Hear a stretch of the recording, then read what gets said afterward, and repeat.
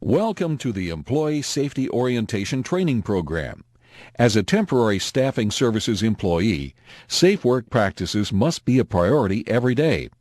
The actions you take within your job responsibilities on a daily basis play a key role in helping you and your coworkers remain productive and safe from injury. This orientation has been prepared to review general safety rules and practices for accident prevention and provide you with information on what to do in case of an accident or injury.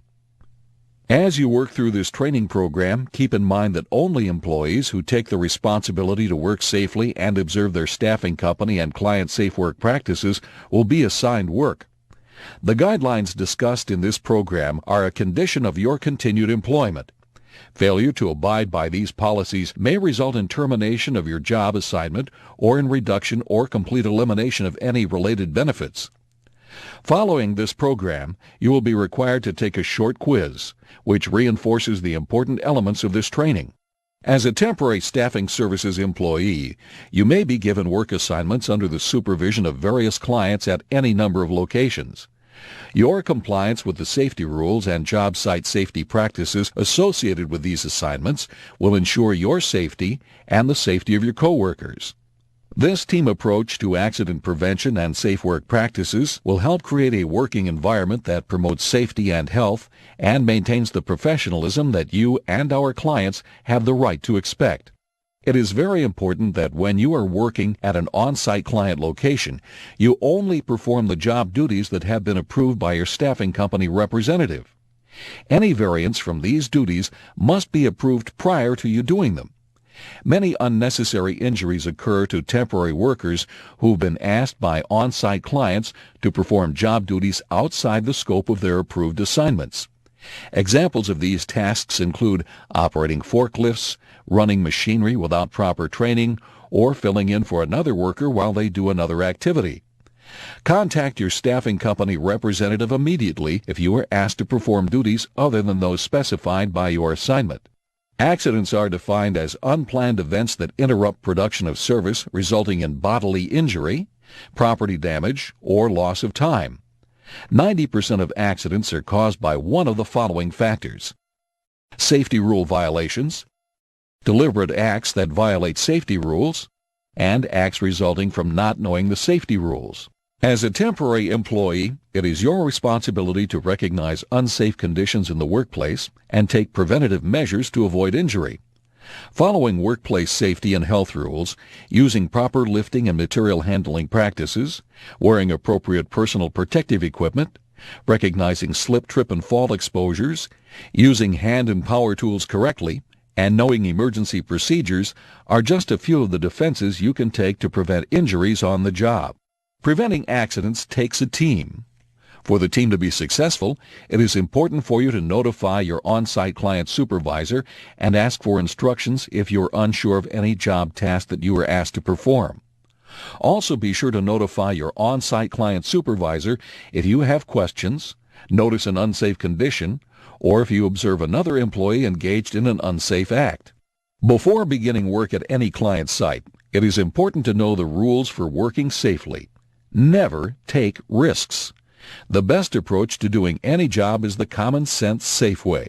Prior to arriving at the client site, it is important for you to know the general safety rules that will be enforced on every job assignment.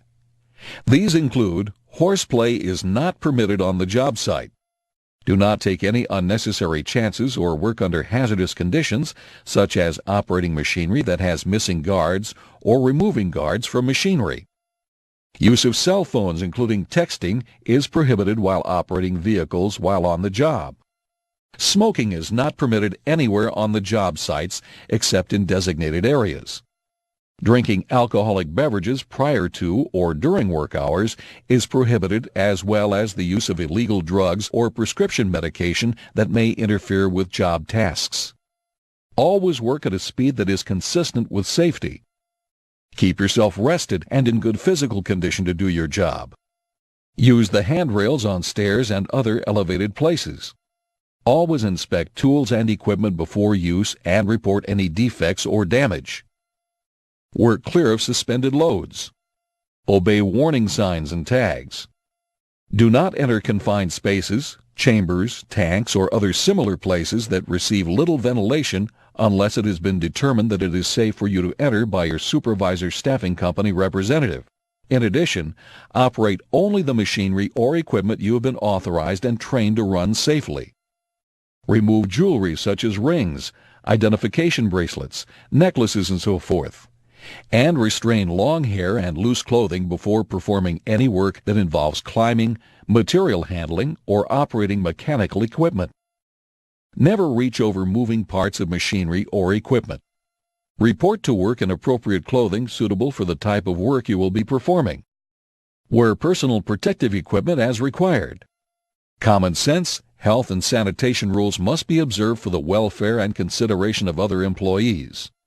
Always turn off all types of mechanical equipment when it is not in use. Try not to work alone. However, if you must, tell someone where you are and how long you will be. Before leaving any job, be sure it is in a safe condition and keep in mind that all safety regulations will be strictly enforced. Now that you are aware of the general safety rules that will be enforced, let's take a look at some specific safety practices that apply to keeping you safe while working on job assignments. Exertion injuries from lifting, pushing, pulling, twisting, bending, and turning while handling materials resulted in approximately 30% of injuries in the workplace. Proper lifting techniques are critical to reducing your exposure to these types of injuries. Some of the factors that can cause serious back injuries when lifting improperly include twisting and turning too much during a lift, move, or transfer, lifting more than 40 to 45 pounds unassisted, reaching or stretching out of your work zone, and using an improper grip on the load you are moving. When lifting objects, body posture and positioning plays a key role. The safe lifting zone is an area within the body located between the mid-thigh and chest. Lifts should be made within the safe lifting zone whenever possible. In addition to lifting objects within the safe lifting zone, remember to always lift material using the strength of your legs and not your back. When lifting an object, always practice the following safe lifting techniques. Move in close to the load.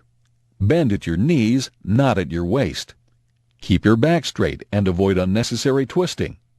Hold the load close to your body and lift the material using the strength of your legs, not your back.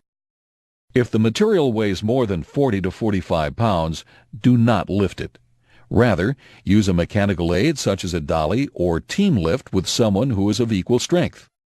It is important to know emergency exit routes and locations of fire alarms and fire extinguishers. If you discover a fire, pull the fire alarm, call 911, and evacuate the building. Be sure that you know the location of all fire extinguishers and that they are clearly marked and accessible for use. When using a fire extinguisher, use the pass method. Pull the pin, aim at the base of the fire, squeeze the handle, and sweep across the base of the fire.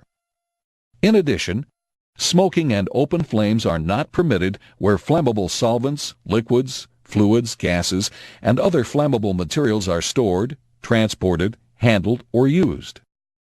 Do not use gasoline for cleaning purposes. Permits must be obtained for hot work such as welding, burning, and cutting operations. No burning, welding, or other source of ignition should be applied to any enclosed tank or vessel until it has first been determined that no possibility of explosion exists and authority for the work is obtained from the on-site supervisor. Cleanse thoroughly after handling hazardous flammable substances and follow special instructions for those products.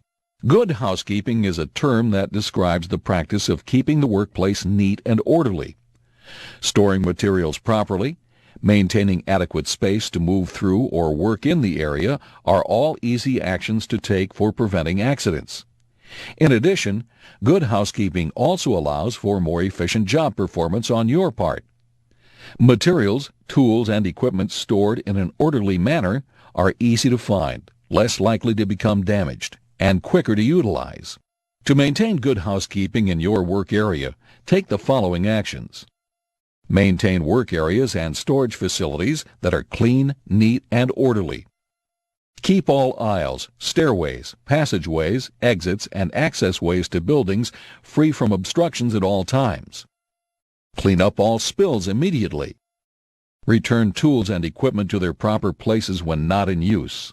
And lay out extension cords, air hoses, water hoses, ladders, pipes, tools, and so forth in a way that minimizes tripping hazards or obstructions to traffic. For many people, the use of personal protective equipment, or PPE, is a required part of every workday. PPE is designed to protect you from serious workplace injuries or illnesses. If it is not utilized properly, it will not be effective in keeping you safe. All employees must use required PPE. Ask your on-site client supervisor for specific instructions. Prior to beginning work each day, be sure you know what PPE is necessary to safely do your job. Let's take a look at some of the common types of PPE that you might be required to wear on work assignments. Safety glasses, face shields, and welding helmets are types of commonly used eye protection. Make sure your eye protection fits correctly. When you are done using your eye protection, be sure that you know how to maintain and store it. Foot injuries can be avoided with proper use of foot protection. Work boots with ankle support and leather shoes offer adequate protection from many of the hazards encountered in the workplace. Many work environments require the use of shoes or boots equipped with a steel toe. This helps to protect toes from becoming lacerated or crushed by materials or equipment in the workplace. The use of hearing protection is necessary for employees exposed to noise levels of 85 decibels or greater during an average 8-hour workday. Types of hearing protection include disposable earplugs, reusable earplugs, headband earplugs, and earmuffs. When the possibility of injury from falling or flying objects exists, regulations developed by the Occupational Safety and Health Administration, or OSHA, require the use of head protection. The most common type of head protection is the hard hat. A traditional hard hat is made up of an outer shell and a suspension system that is designed to protect the head from heavy blows or other trauma. Hand protection is another common type of PPE utilized at client sites. Gloves are designed to protect the hands from numerous hazards including lacerations, burns, punctures, caustic chemicals, and other types of injuries. Gloves can be made of leather, mesh, cotton, or rubber and should be chosen depending on the job. Always take good care of your PPE after each use. If you are unsure of what PPE to use or how to wear it, notify your supervisor. In addition, report damaged or defective PPE to your supervisor immediately. Remember that all PPE must be approved by your supervisor and/or your staffing company representative and meet all applicable standards. The Hazard Communication Standard, or HAZCOM, was created by OSHA with the intent to protect you from accidental contact with chemicals. The standard provides you with the right to know about chemicals you may encounter on the job and explains how to protect yourself from the hazards associated with these chemicals. Here are some good practices to follow when working with chemicals and hazardous materials. Use chemicals properly and only for what they are intended, and do not mix incompatible chemicals. Use appropriate PPE. Know the location of the nearest eye wash and drench shower system prior to working with chemicals. Understand and use Material Safety Data Sheets, MSDS. These sheets explain the hazards and precautions of the chemicals you work with and are available at each client worksite. In addition, properly label containers with the identity of their contents and applicable hazard warnings. Practice good hygiene when using chemicals. Wash your hands often, before breaks, meals, and at the end of the day. Separate work from break and lunch areas. And remember that smoking is prohibited at client sites, especially when working with chemicals or solvents. Use only designated areas for smoking. Human blood and other bodily fluids are considered a hazard because of the risk of bloodborne pathogens, which are microscopic organisms present in blood and other bodily fluids that have the potential to cause disease. Hepatitis B, C, and the human immunodeficiency virus, HIV, are all types of bloodborne pathogens. They can enter the body of another person through open wounds, the eyes, nose, and mouth, or from a puncture wound where a sharp instrument carrying a bloodborne pathogen penetrates your skin.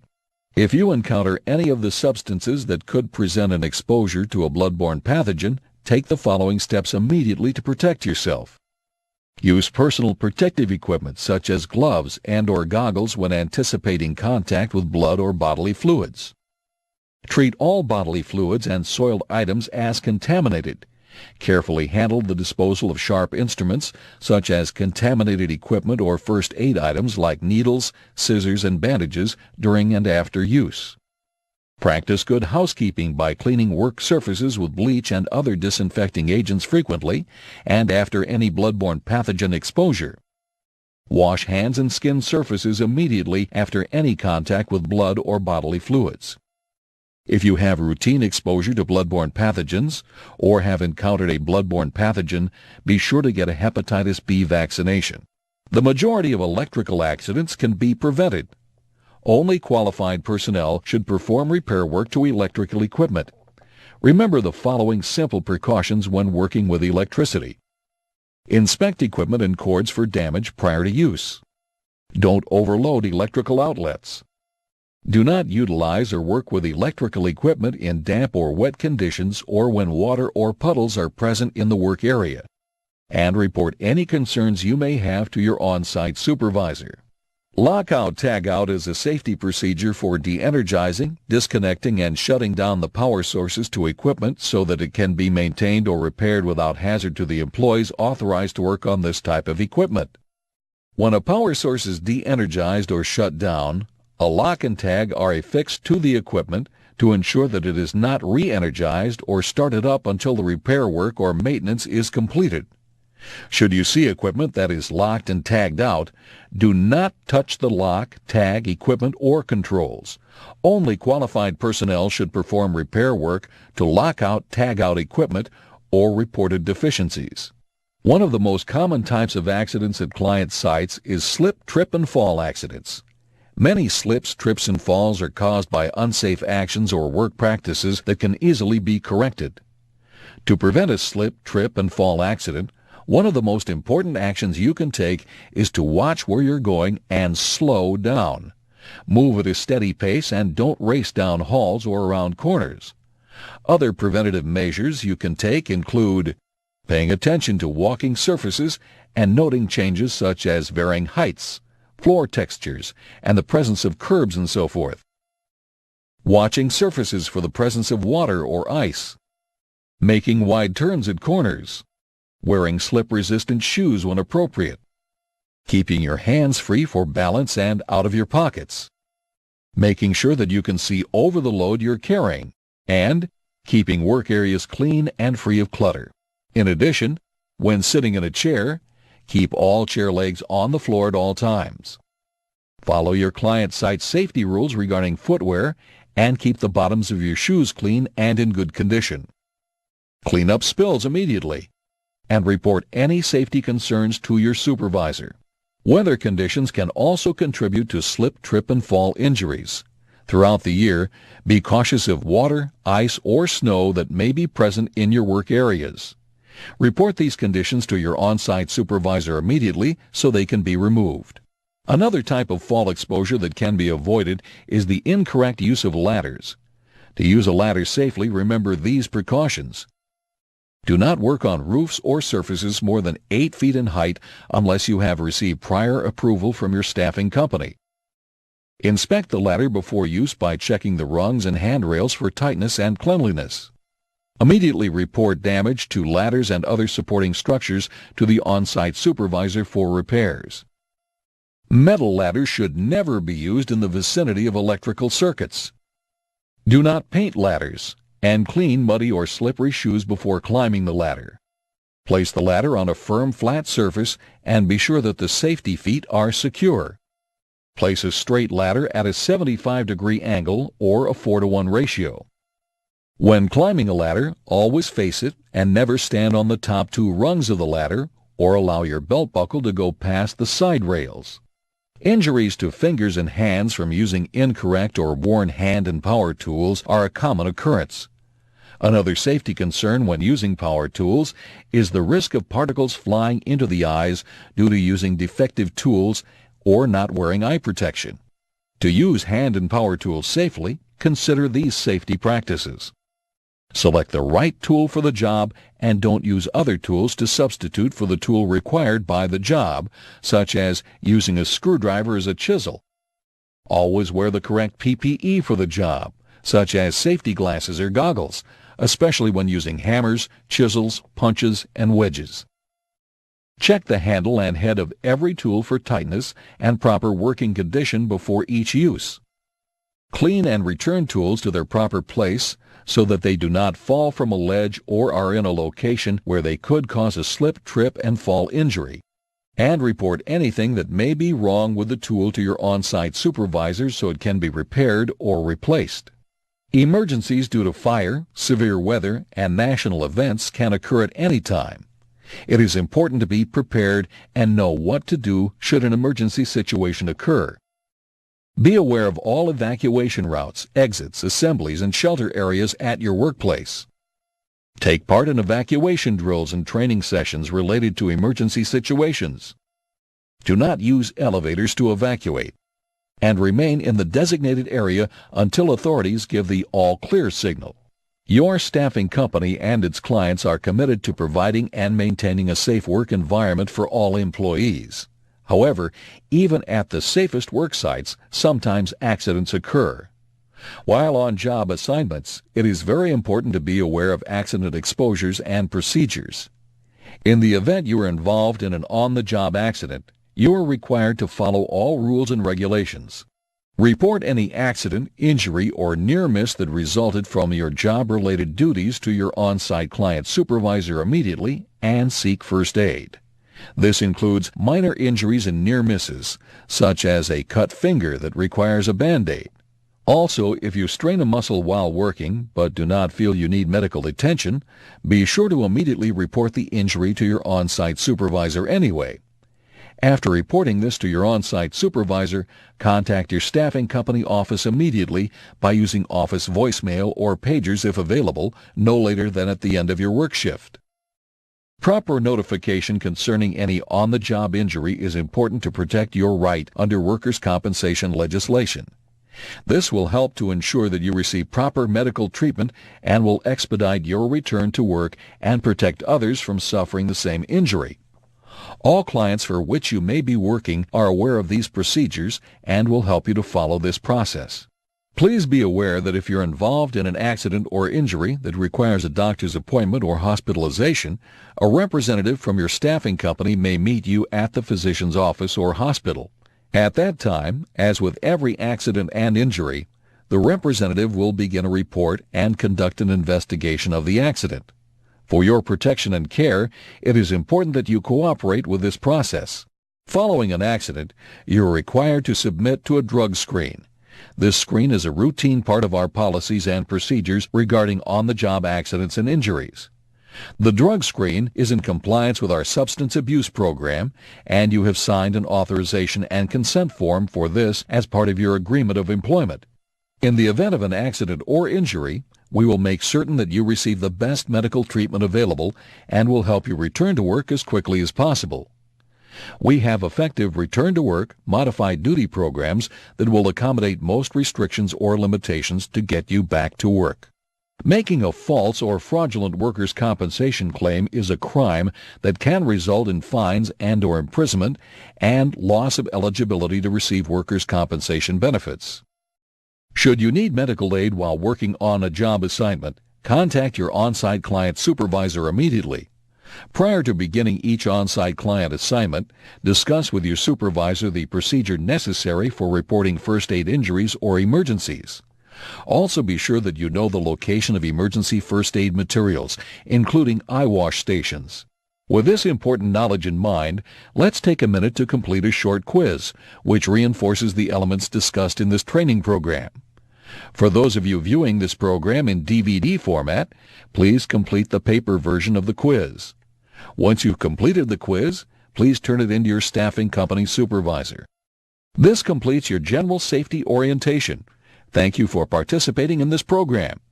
If you have any questions on the topics discussed in this training program, please contact your staffing company supervisor. Remember to work safely on every job, every day.